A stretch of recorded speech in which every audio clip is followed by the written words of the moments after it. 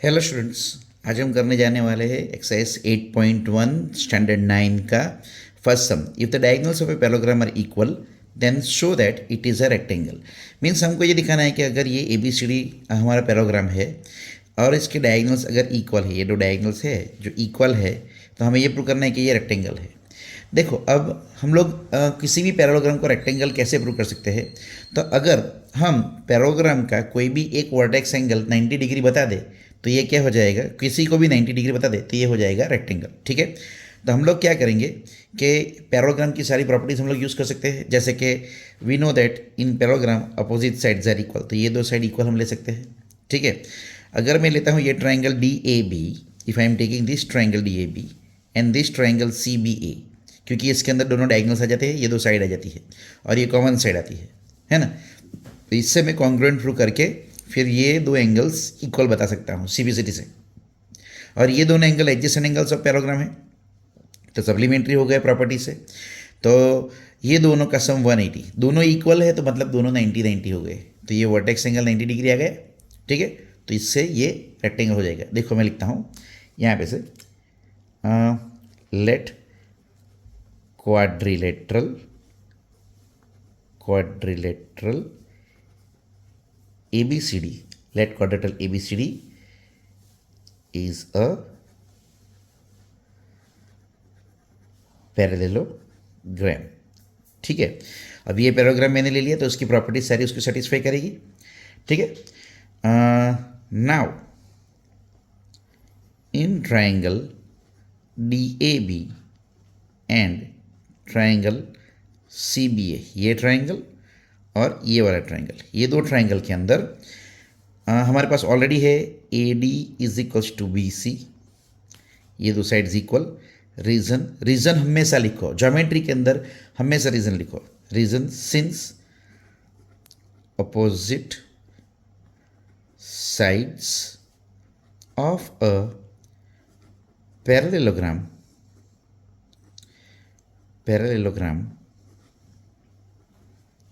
Are equal. ठीक है, मैंने रीजन लिख दिया, मतलब AD is equal to BC मेरा पहला आ गया है। फिर हमारे पास दूसरा है AB is equals to BA। देखो बच्चों, you can write AB is equals to AB, right, it's not a big deal, but if I write it in a corresponding way तो बहुत अच्छा रहेगा, क्योंकि मैं यहाँ से ये ट्राइंगल, यहाँ से ये ट्राइंगल ऐसे लूँगा, तो यहाँ पे ये लेते वक्त ये मेरा AB इस तरह आ जाएगा और ये ट्राइंगल में BA इस तरह रहेगा और करस्पॉन्डिंग पार्ट्स भी वैसे ही रहेंगे। तो करस्पॉन्डिंग पार्ट्स को अगर लेकर लिखे तो बहुत अच्छा रहेगा। ठीक है, चलो, तो AB is equals to BA, common side, ये दूसरा भी आ गया। चलो, अब क्या, ये हमको दिया है डायगोनल्स इक्वल है, तो BD is equals to AC given diagonals are equal. चलो, मतलब हमको तीन चीज़ मिल गई। Therefore triangle DAB is congruent to triangle CBA। देखो, करस्पॉन्डिंग पार्ट से लिखना है। अब वो कैसे पता चलेगा, ये दो के अंदर कॉमन क्या है A, ये दो के अंदर कॉमन क्या है B, तो जहाँ पे इसका A है वहाँ पे उसका B आएगा, तो ऑब्वियसली जहाँ पे इसका B है वहाँ पे इसका A आएगा। और ये दो के अंदर क्या कॉमन है B, ये दो के अंदर A, तो जहाँ पे इसका B, जहाँ पे वहाँ पे उसका A, और बाकी का तीसरा लेटर तो हम लोग लिख ही लेते हैं अपनी अपनी पोजीशन पे। ये D यहाँ पे है तो पहला C यहाँ पे आएगा, बहुत इजी है। बाय SSS कॉन्ग्रुएंस रूल, मतलब ये हमारा पहला आ गया। ठीक है, अब इससे हम लोग क्या लिख सकते हैं, therefore angle DAB is equal to angle CBA। Reason हमारे पास है CPCT, corresponding parts of congruent triangles, और वो हमको मालूम है कि हमेशा कॉन्ग्रुएंट ही होते हैं, तो corresponding parts of congruent triangles है तो ये दो इक्वल आ गए। लेकिन ये दो क्या बना रहे हैं, ये दो जो एंगल है DAB ये वाला एंगल और CBA ये वाला एंगल, ये क्या है, एडजेसेंट एंगल्स ऑफ पैराग्राम। बट इसको मैं ले लेता हूँ X से X है ये।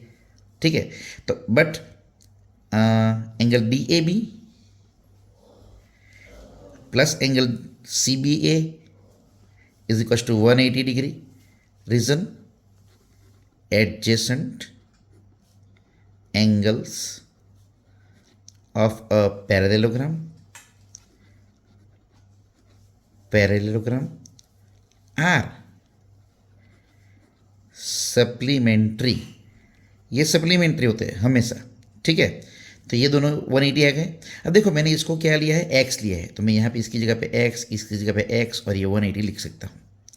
तो ये हो गया मेरा 2x is equal to 180, therefore x is equal to 180 divided by 2, therefore x is equal to 90 degree, ठीक है।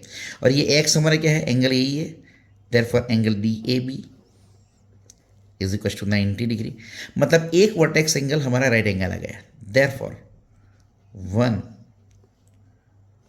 Vertex angle of a parallelogram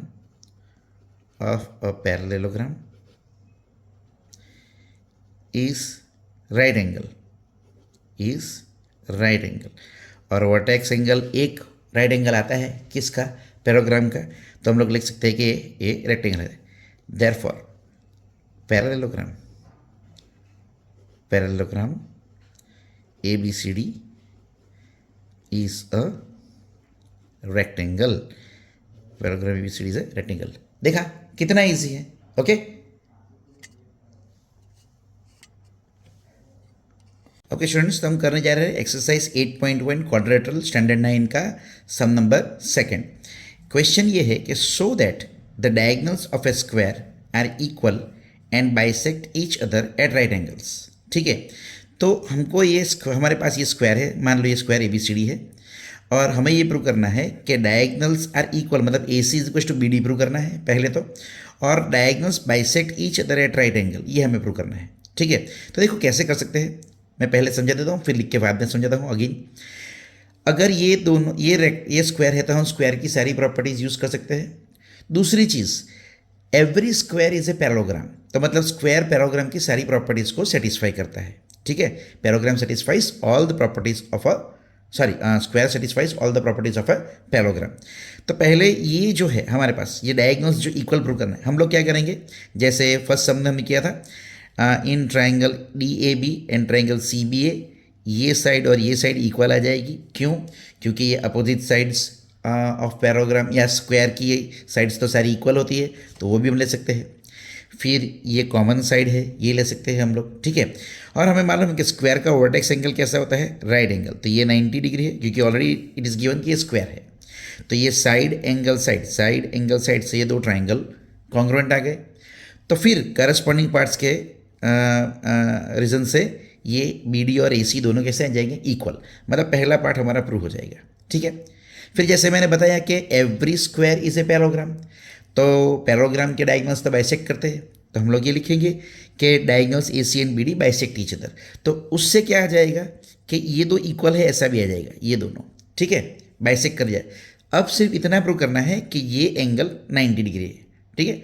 तो अगर ये हम लोग प्रूव कर दे कि ये 90 डिग्री है, कोई भी एक एंगल इसमें से 90 डिग्री है, तो ऑटोमेटिकली उसका वर्टिकली अपोजिट भी 90 आ जाएगा, और ये भी 90 है तो ये भी 90 आ जाएगा, ठीक है। वो कैसे प्रूव करेंगे, तो फिर मैं ये ट्राइंगल ले लूँगा, कौन सा वाला, ये जो है वो, और मैं लेता हूँ कि diagonals bisect each other eight से O, तो मैं ट्राइंगल ले लूँगा AOD और AOB, ये दो इक्वल हो जाएंगे, क्योंकि स्क्वायर की साइड है तो ये तो इक्वल ही है, ऑब्वियस है, ठीक है। फिर हमारे पास ये कॉमन साइड है, ये भी ऑब्वियस है, ठीक है। और ये दो जैसे मैंने लिया कि ये दो बाइसेक्ट करते हैं, मतलब ये दो भी इक्वल है, तो साइड से दो ट्राइंगल कॉन्ग्रुएंट, तो उससे ये एंगल और ये angle equal. Adjacent angles equal है, मतलब ये लीनियर पेयर है और वो इक्वल है।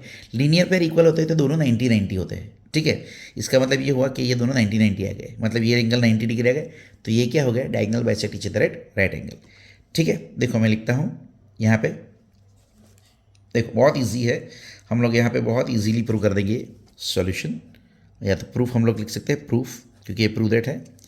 तो show that the diagonals of a square, तो हम लोग पहले ले लेंगे let ABCD is a square, ठीक है। अच्छा रहेगा अगर हम यहाँ पे क्वाड्रिलेटरल ABCD लिखे, लेट क्वाड्रिलेटरल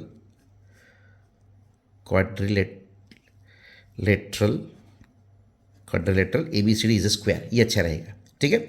अगर ये स्क्वायर है तो हमको मालूम है कि सारी साइड्स इक्वल है, ये वर्टेक्स एंगल 90 डिग्री है, ठीक है। तो वो रीजन में बाद में भी लिख सकते हैं और पहले भी लिख सकते हैं हम लोग यहाँ पे। Now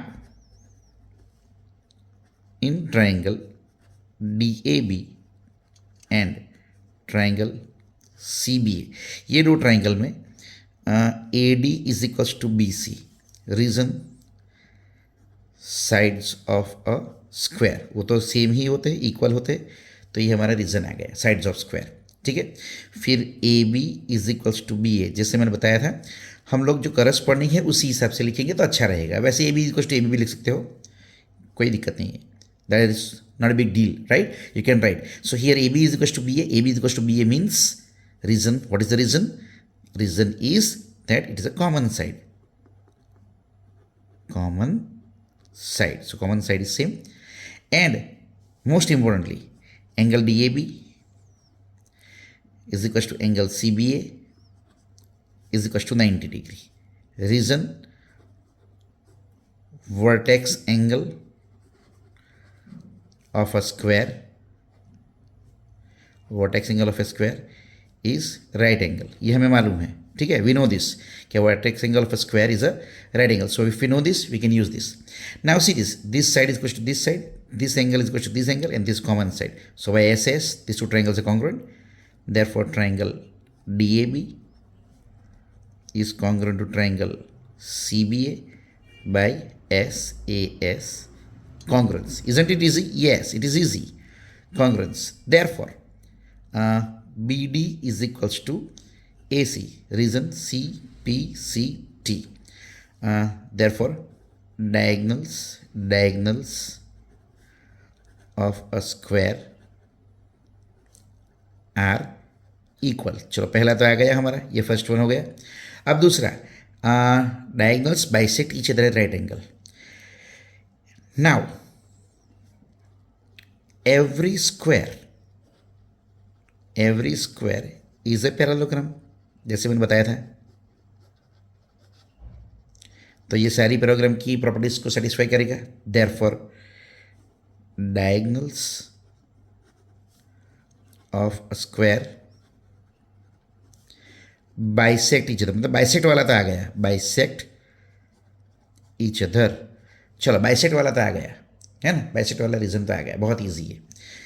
that is BD is equal to AC, ये मैंने लिख दिया, ठीक है, डायगोनल्स है तो। लेट डायगोनल्स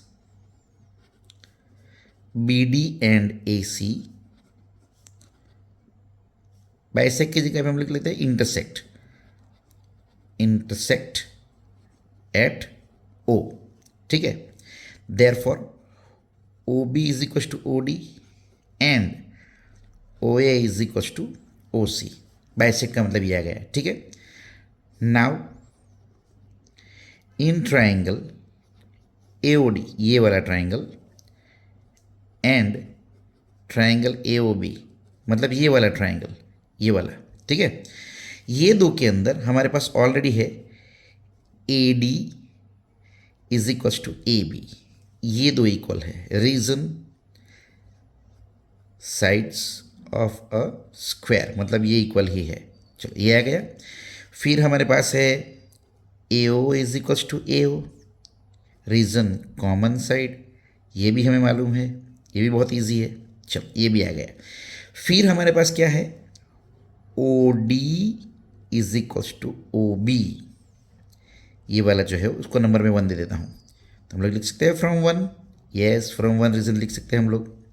तो ये तीन इक्वल आ गए, मतलब ये दो ट्राइंगल के अंदर SSS से कॉन्ग्रुएंट हो गए।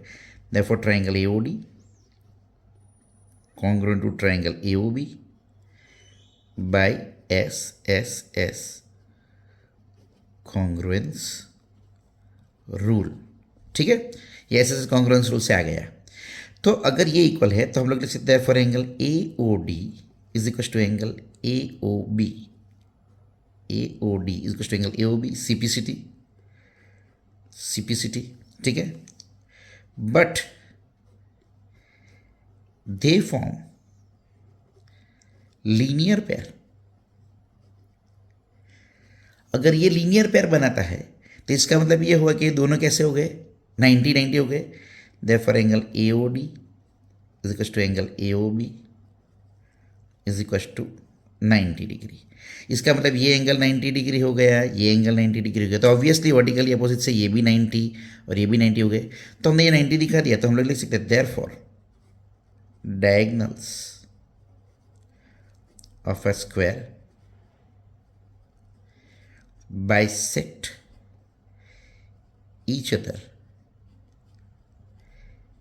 at, यहां पे लिख देता हूं राइट एंगल, है ना। ये भी कितना इजी है कि नहीं, राइट। ओके स्टूडेंट्स, तो हम लोग अब देखने जा रहे हैं एक्सरसाइज 8.1 चैप्टर क्वाड्रिलेटरल स्टैंडर्ड 9 का सम नंबर 3। क्वेश्चन ये है कि diagonal AC of a parallelogram ABCD bisects angle A, मतलब ये जो है वो पैराग्राम है और इसका ये जो डायगोनल है वो इस एंगल को बाइसेक्ट करता है। Bisect means what, it divides into 2 equal parts, so this and this angles are equal, ठीक है। Okay, show that it bisects angle C also, मतलब ये दो एंगल इक्वल है वो भी हमें प्रूव करना है, और ABCD रोम्बस है ये हमें प्रूव करना है।